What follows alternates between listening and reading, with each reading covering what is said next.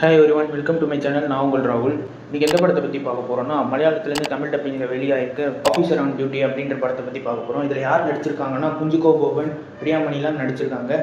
இது என்னடா இது, மலையாளத்தில் வாரம் வாரம் ஒரு க்ரைம் த்ரில்லர் வெளியிட்டுக்கிட்டே இருக்காங்களே, நம்மளுக்கு என்ன போர் அடிக்குமா, போர் அடிக்காதா அப்படின்னு நீங்கள் யோசிப்பீங்க. ஆனால் வந்து இந்த படம் வந்து ஸ்டார்டிங் ஆரம்பித்து எண்டிங் வரைக்கும் சூப்பராக போகும். இது ஒரு க்ரைம் த்ரில்லராக எடுத்திருக்காங்க. எனக்கு இந்த படத்தை பார்க்கும்போது என்ன ஃபீல் ஆச்சுன்னா, நான் மகாநந்த படத்தையும் வேட்டையாடு விளையாடு படத்தையும் மிக்ஸ் பண்ணி எடுத்த மாதிரி எனக்கு ஒரு ஃபீல் ஆச்சு. இந்த படத்தோட கதை என்னன்னு பார்த்தீங்கன்னா, குஞ்சுகோ போபன் வந்து சஸ்பெண்ட் முடிஞ்சு டியூட்டியில் ஜாயின் பண்ணுறாரு. அவருக்கு ஒரு செயின் ஃபோர்ஜரி கேஸ் வந்து கிடைக்குது. அந்த செயின் ஃபோர்ஜரி கேஸை அட்டன் பண்ணும்போது நிறைய மிஸ்ட்ரி கிடைக்குது. ஒருத்தர் வந்து என்ன பண்ணுறாருன்னா, செயினை வந்து போலி செயின் தான் கொடுத்துட்டாரு அப்படின்னு சொல்லி அவர் மேலே பிரச்சனை வர, ஒரு நாள் பிளாக்மெயிலில் அவர் பொண்ணை வந்து கொண்டுறாங்க. அந்த கேஸு, இந்த செயின் ஃபோர்ஜரி கேஸ்னால இந்த கேஸும் நடுவில் வருது. இதெல்லாம் வந்து எப்படி ஹேண்டில் பண்ணி கடைசியில் என்னதான் ஆச்சு அப்படின்றத சொல்கிறது இந்த படம். இந்த படத்தோட ஸ்டார்டிங்லேருந்து எண்டிங் வரைக்கும் நல்லா எங்கேஜிங்காகவே கொண்டு போயிருக்காங்க.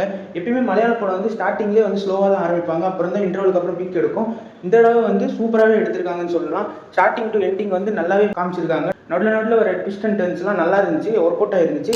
பிரியாமணிக்கு வந்து லைட்டான கேரக்டர் தான், ஆனாலும் அவங்களும் பெர்ஃபார்மன்ஸ் நல்லா பண்ணியிருக்காங்க. குஞ்சுகோ போபன் வந்து நல்லா ரக்கடான போலீஸ் ஆஃபீஸராக எப்பயுமே வெறப்பாவே சுற்றிக்கிட்டு இருக்க மாதிரி வந்திருக்காரு. அவரோட கேரக்டரும் சூப்பராக இருந்துச்சு, அவர் பெர்ஃபார்மன்ஸும் சூப்பராக இருந்துச்சு. அதுக்கப்புறம் இந்த படத்தில் ஒரு வில்லன் 2 வில்லன் இல்லை, மொத்தம் 5 வில்லனுங்க. 5 பேருமே பெர்ஃபார்மன்ஸில் பின்னிட்டாங்கன்னு சொல்லலாம். ஒவ்வொருத்தரோட கேரக்டர் ரைட்டிங்கும் செம்மையாக இருந்துச்சு. கோல்டு பிளட்டட் கில்லர்ஸ்ன்னு சொல்லுவாங்க பார்த்தீங்களா, அந்த மாதிரி வந்து பெர்ஃபார்மன்ஸில் பின்னிட்டாங்க. இந்த படத்தை ஜித்து அஷ்ரஃப்ன்றவர் தான் எடுத்திருக்காரு. ஆனால் இது இவருக்கு முதல் படம் மாதிரியே இருக்காது, எக்ஸ்பீரியன்ஸான ஆள் எடுத்த மாதிரி தான் இருக்குது. செம்மையாக எடுத்து வச்சிருக்காரு. சினிமோட்டோகிராஃபி எடுத்துக்கிட்டிங்கன்னா, அது வந்து பார்க்குறதுக்கு அந்த படத்தை தூக்கி நிறுத்துதுன்னு சொல்லலாம். ஜாக்ஸ் பிகாயோட மியூசிக் வந்து அந்த படத்துக்கு ஒரு பலம் சேர்த்துருக்குன்னே சொல்லலாம். படம் வந்து சூப்பராகவே வந்திருக்கு.